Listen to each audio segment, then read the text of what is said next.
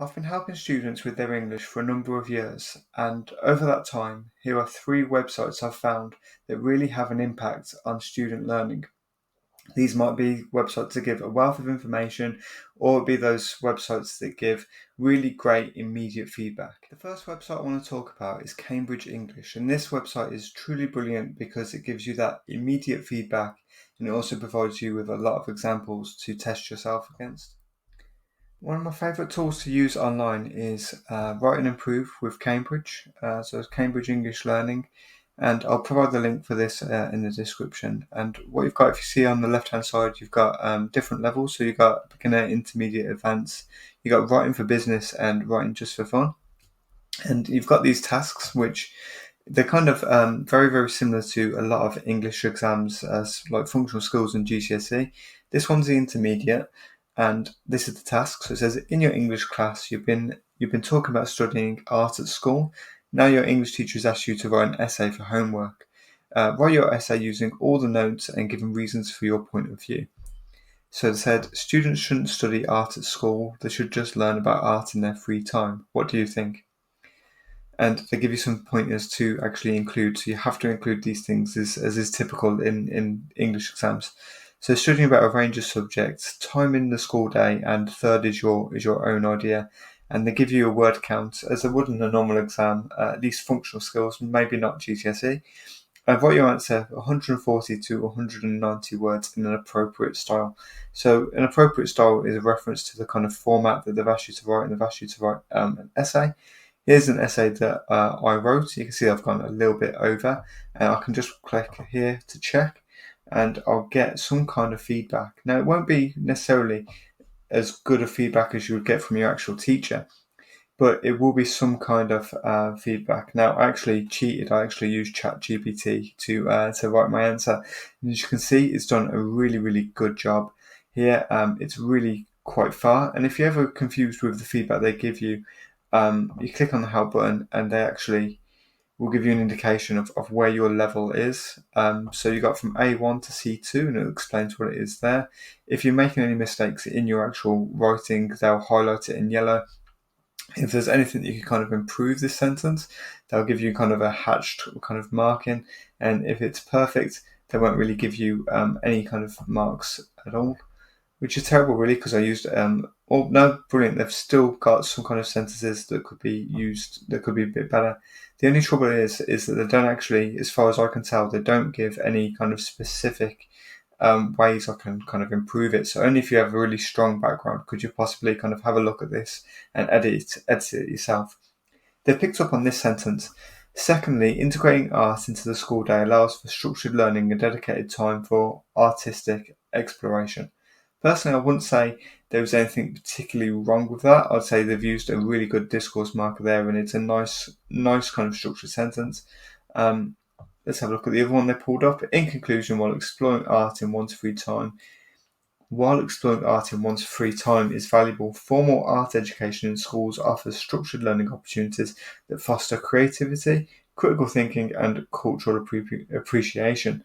I'd actually say it's very good because I've got that rule of three there, using those three kind of points there to kind of make it a lot stronger. What is quite good about this tool is that once you do it a couple of times, you actually get to see your kind of progress, and you can set a timer to actually make it quite realistic to exams.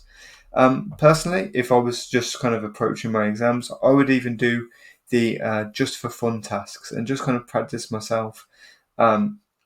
Just to get into a good writing habit and to kind of get that little bit of feedback. So it's not quite as good as an actual teacher, but still pretty good. I mean, you might see here that they might have changed these things a little bit. Personally, I can't see it, but I'd definitely recommend to have an explore, see how you do, and just practice your English and see if you like this as a tool to improve. The second website is the British Council Learn English page, and this is especially useful for anybody who's looking to learn English as a foreign language or anyone who just wants to brush up on specific skills. So number two is the British Council website, and they've got a Learn English section. I particularly look at the grammar section and look at specific issues that students are having. Here you'll find they've actually got some really good examples of how you would use them. And then you've got like the grammar test, which will give you that initial testing to see how well you're doing. And then you've actually got more in-depth explanation for those people who need it. This is pretty good. It's a huge wealth of information. For anything that you really kind of struggle with English. The only limitation really is that it doesn't give you the explanation the way a teacher would give you an explanation of when you get something wrong. They'll show you the answers and things like that, but the explanation is kind of within the page anyway, so you should be absolutely fine. But a great feature of this is that you can, pick all your levels and work on exactly what you want to work on. And like I said before, it's got this huge wealth of information. It's one of the best resources that English teachers use. And if you do want to kind of improve your English, this is definitely a website you need to check out. The third website is Listen a Minute. This is really good for anybody who's struggling with their listening skills, but it also tests your reading comprehension as well, as it provides a transcripts on all the different topics that they cover. So Listen a Minute has these minute-long recordings on a variety of different topics, which is really good because it tests your vocabulary and your listening skills in a way that is quite unpredictable.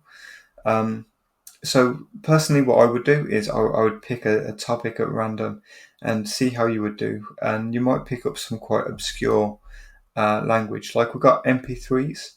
So MP3s, that's quite technical language, and let's just see how you would do. Listen to it. So you would listen to the recording. You would actually read the transcript here, and then you would try and test your understanding. So by doing a gap fill kind of thing of putting the correct words in there, you've got spellings that aren't kind of done correctly, but they've underlined it there so you can kind of test. So it's not just doing your speaking.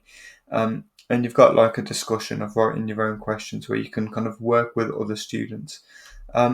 So I think this kind of gives you the full package. It's a really quite nice activity to do if you are learning your English. I'd fully recommend this website. Finally, thank you for watching. I hope some of these websites are useful for you. If they are, or if not, please comment below. I'm going to give you a link to all of the websites in the description below. But yeah, hopefully this will form something of your own kind of personal learning environment where you start taking your learning into your own hands and hopefully feel a little bit more confident in your English. Okay, once again, guys, thanks a lot for watching.